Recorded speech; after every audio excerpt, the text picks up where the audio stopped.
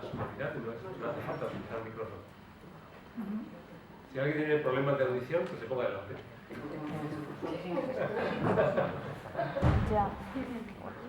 Bueno, ya sé. Pero no, pues estoy diciendo que se oye bien. ¿No? Si en un momento hay que ponerle más énfasis, pues le damos más. Bueno, pues... Bueno, pues me ha tocado a mí presentar a Juan Antonio. Primero voy a presentarme yo. Mi nombre es Anamaide Alustiza y hoy tengo el honor de estar con todos vosotros para daros las gracias por estar hoy aquí presentes en la conferencia que Juan Antonio Benedi nos va a dar sobre las emociones. Y quiero también dar las gracias a Juntas Generales de Vizcaya por la cesión que nos ha hecho de esta sala para poder tener este maravilloso encuentro. ¿Vale? Bueno, Juan Antonio Benedi es licenciado en Filosofía por la Universidad Complutense de Madrid, es doctor cum laude en... Espera un poco porque ahora lo tengo aprendido y me voy a acordar, ¿no? En Educación por la Universidad Autónoma de Madrid, está vinculado con la Universidad de Coimbra en el ámbito de la educación como profesor científico-pedagógico y también es un experto en un tema que para mí me parece interesantísimo, que es la hermenéutica.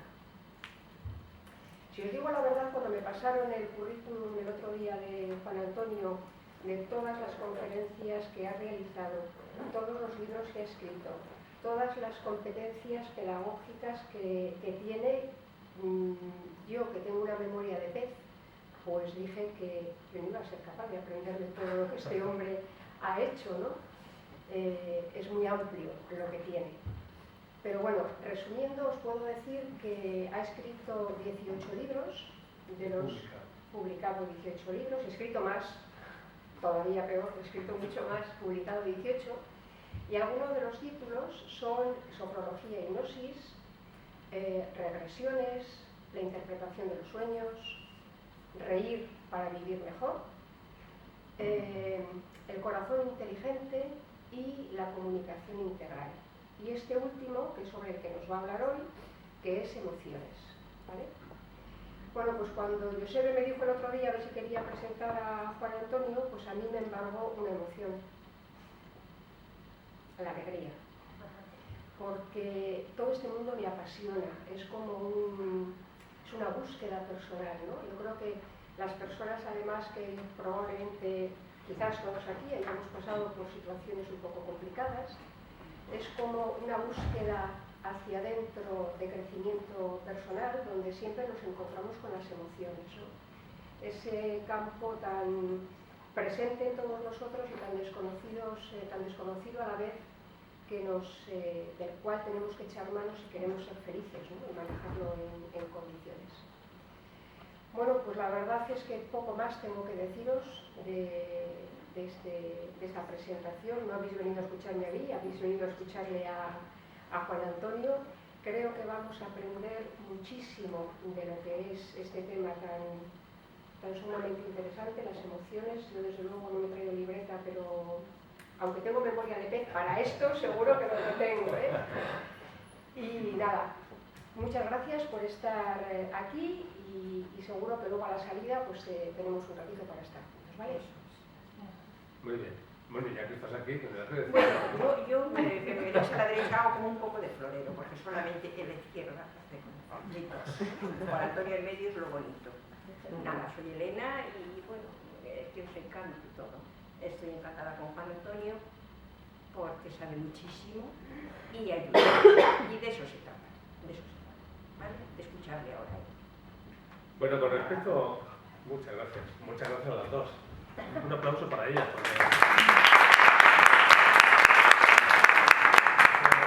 Con respecto a las emociones, ya que has dicho que tienes memoria de pez, a lo mejor también le ocurre a más personas. Cuando hay memoria de pez, precisamente lo que tenemos que hacer es utilizar las emociones como recurso, porque muchas veces esa memoria de pez, es decir, que tenemos poca retentiva, se debe a que aquello que escuchamos o aquello que queremos ver no nos emociona, sino que simplemente nos lo queremos aprender de memoria por presión. Pero si nos emociona aquello que estamos escuchando, si nos emociona aquello que estamos viviendo, seguramente que no hay memoria de pez, ¿a que no? Y eso lo hemos experimentado todos. Porque hay cosas que a lo mejor ocurrieron en nuestra infancia o en momentos extraños de nuestra vida, pero que perduran para siempre. ¿Y cuál es la diferencia? ¿Por qué unas cosas se retienen en la memoria fácilmente y otras no? ¿Cuál es vuestra creencia, vuestra idea? Pues precisamente esa. Lo que nos emociona más, eso no se olvida. Incluso si nos emociona mucho y nos lleva al éxtasis, se hace casi eterno. Algunos incluso ya no hace falta que se emocionen nunca más en la vida, porque con eso tienen para siempre. Esto es una buena cosa para el ahorro de las emociones. Siempre es una inversión. Bien, pero la cuestión es que normalmente no vivimos nuestras emociones así. A veces la visión que tenemos de las emociones es precisamente la otra. No la que sobrevive al tiempo, no la que nos lleva más allá, no la que nos motiva, sino la que nos limita. Y nos limita a través del miedo, de la frustración o de los celos, y genera una serie de reacciones que normalmente son negativas en nuestra vida. ¿No es así? Sufrimos las emociones. En realidad, yo lo que me dedico no es a estudiar las emociones y ponerles nombres, que ahora hay mucha gente que hace eso. Y hay como 200 nombres para emociones de los más raros. Yo me quedé impresionado y por supuesto yo tampoco lo recuerdo. Porque para mí lo importante no es saber de memoria un catálogo de emociones, sino sentir. Y de hecho, a lo mejor no tenemos ni idea de cómo se llama la emoción que estamos viviendo en un momento determinado, pero vivirla la vivimos. Y además también ocurre algo más. Cuando una emoción está en nuestra vida, si es negativa, queremos cambiarla, ¿sí o no? Bueno, hay masoquistas que prefieren sufrirla, porque para eso son masoquistas, y además si quieren entrar en el libro Guinness de los récords, ¿no? Pues tienen que sufrirla muchísimo. Pero las personas que no quieren entrar en el libro Guinness por sufrimiento, pues entonces siempre buscamos una forma de transformar esas emociones, de evitar el sufrimiento, de evitar la tristeza, de evitar la congoja, de evitar el miedo y convertirlo, a ser posible, en alegría, o por lo menos que nos dejen en paz, que algunos se conformarían ya con eso, aunque nos dejen en paz esas emociones negativas. ¿Y cómo se hace eso? ¿Alguien ha tenido éxito en esa gestión, en esa transformación, en esa alquimia? Transformándolas, aprendiendo a transformarlas. Eso es, sí, hay que transformarlas. ¿Y para transformarlas qué hacemos? ¿Nos tomamos una pastilla? Primero hay que reconocerlas, o aceptarlas, reconocerlas. Integrarlas en uno. Es posible, pero a veces las emociones más radicales que nos asustan, a veces no sabemos ni siquiera que las tenemos.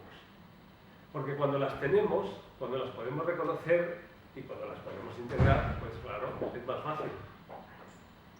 No quiere decir que siempre sea fácil, que incluso sabiendo que, por ejemplo, tenemos dolor, tristeza, una tristeza grande por la pérdida de un hijo que ha muerto, pues entonces sabemos lo que nos pasa, pero cambiarlo no es tan fácil.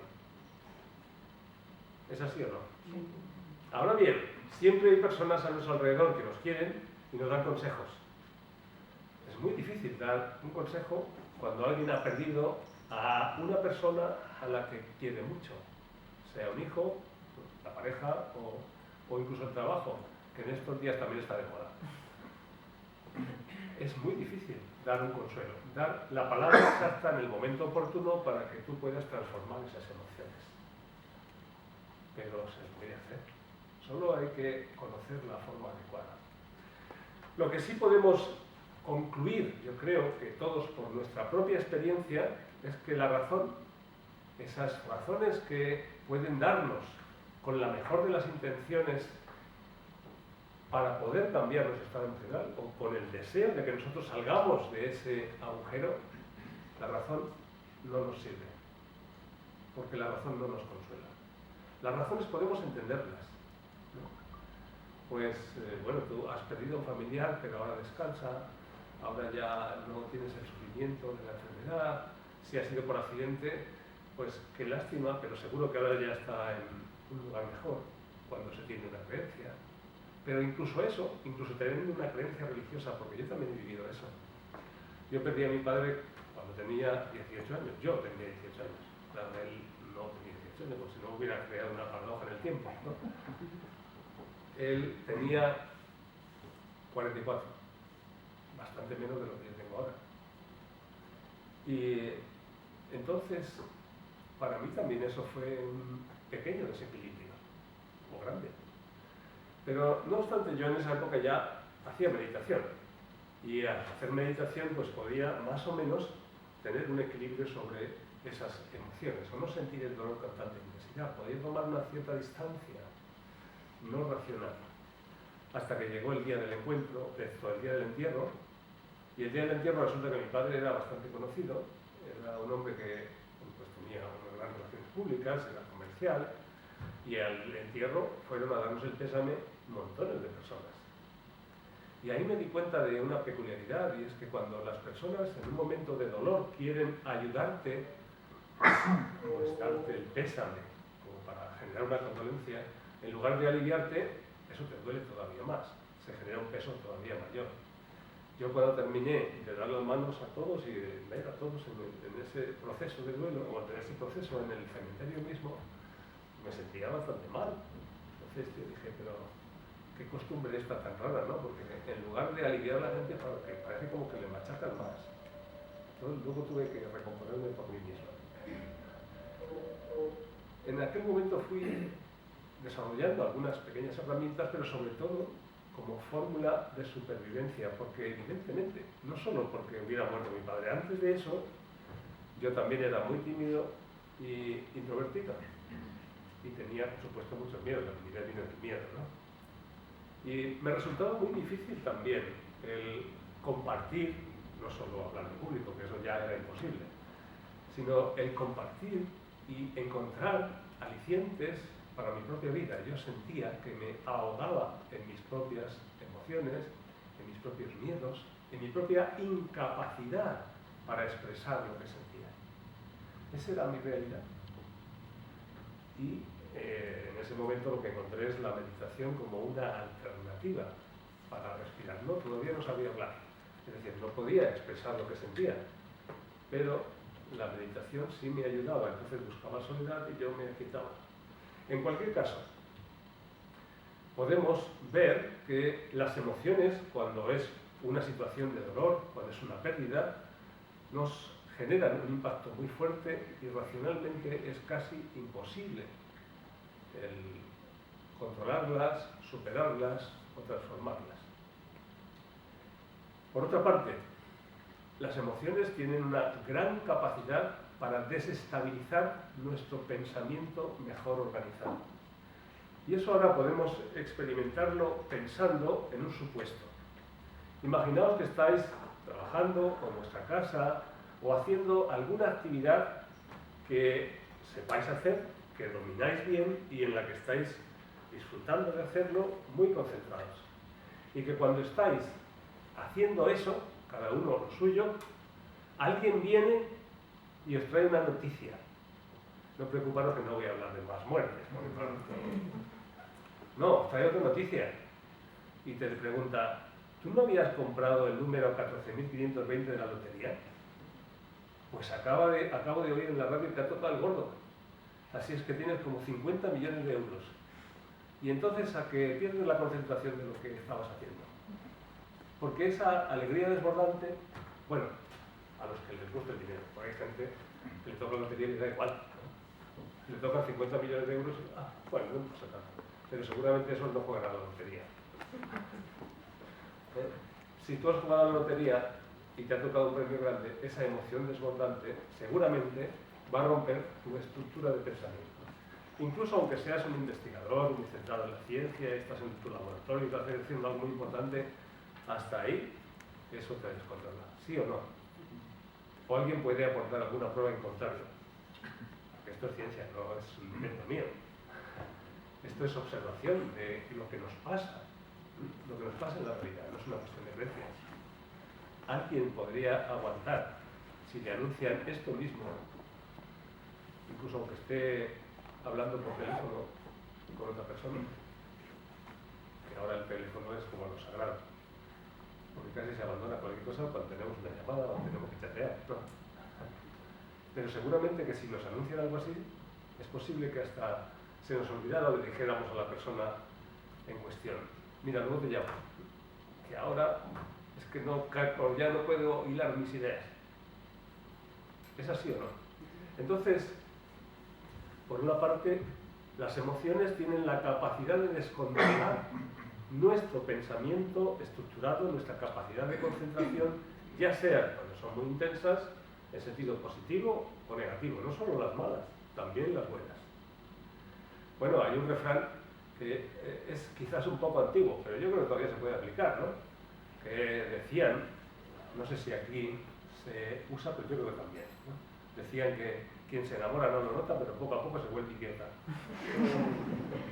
Entonces, pues hay un descontrol, ¿no? Ya se te olvida de mirar si tienes dinero en el banco o no y tal, luego te casas y nadie mira esas cosas y te llevas una sorpresa, ¿no? Bien, hay una emoción desbordante, que también puede ser ese enamoramiento, que nos ciega, entre otras cosas, que nos hace, se convierte en un objetivo, una estructura de conducta, una forma de vida o momentánea, predominante y totalmente absorbente, en sentido positivo o negativo. Nos cuesta pensar de una forma bien organizada cuando estamos sometidos a una gran emoción. Por eso también, cuando estamos discutiendo, no es el momento de razonar. Aquí hay una peculiaridad entre los hombres y las mujeres. Porque las mujeres, cuando estáis discutiendo, yo es que a veces también he tenido estas cosas, tengo alguna experiencia, ¿no? Lo que queréis es razonar. Y a los hombres eso nos vuelve locos. Porque es muy difícil.